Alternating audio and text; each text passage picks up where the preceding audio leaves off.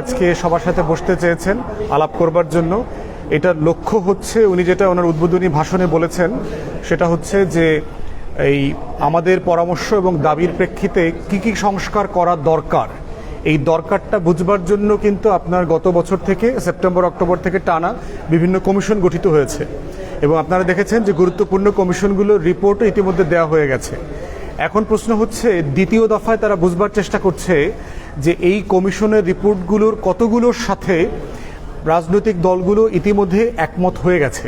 আপনারা দেখেছেন যে 166টা প্রশ্নের একটা প্রশ্নোত্তর আপনার নেওয়া হয়েছে, জরিপ করা হয়েছে, তারা এটাকে আবার আইটেমাইজ করেছেন কতটুকুর সাথে একমত কতটুকুর সাথে দ্বিমত।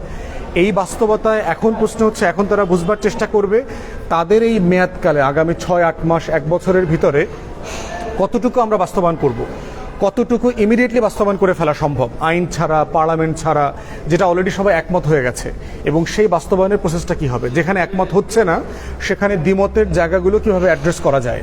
এবং সেটার জন্য আপনারা জানেন যে কালকে দ্বিতীয় দফা লম্বা সেশন আছে।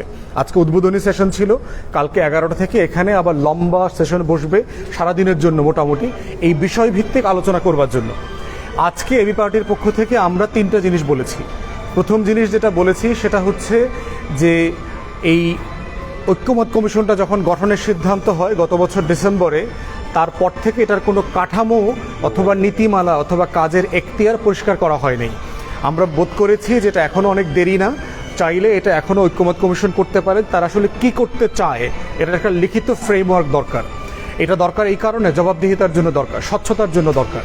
কারণ পরবর্তীতে আমরা তখন এই বক্তব্যের উপরে ভিত্তি করে আমরা তখন জবাবদিহিতা চাইতে পারবো যে হ্যাঁ আপনারা তো এটা বলেছিলেন করবেন, আপনারা এটা কেন করেন নাই, অথবা করবেন না, অথবা এখানে ছিল না কিন্তু আপনারা তারপরও কেন করলেন।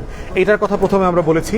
দ্বিতীয়ত যেটা বলেছি সেটা হচ্ছে যে বাংলাদেশে আপনার এই যে উপদেষ্টা মণ্ডলী আছেন তারা সবাই কাজের একটা আমলনামার হিসাব দেওয়া দরকার। আজকে মাননীয় আইন উপদেষ্টা ওনার ডিপার্টমেন্টের একটা কাজের ফিরিস্তি দিয়েছেন যে উনি গত 10 মাসে কি কি করেছেন।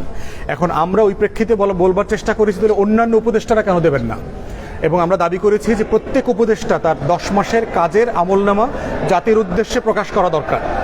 তারপরে যেটা বলেছি সেটা হচ্ছে যে অন্তর্বর্তীকালীন সরকার নিজেরও একটা বক্তব্য আমলনামা দেওয়া দরকার যে অন্তর্বর্তীকালীন সরকার গত 10 মাসে আসলে কি করেছে এবং কোথায় তাদের ব্যর্থতা আছে, কেন করতে পারে নাই, সেই জায়গাটা পরিষ্কার করা দরকার। তারপরে ফাইনালি আমরা যেটা বলেছি নির্বাচনের মাস নিয়ে একটা বিভ্রান্তি আছে।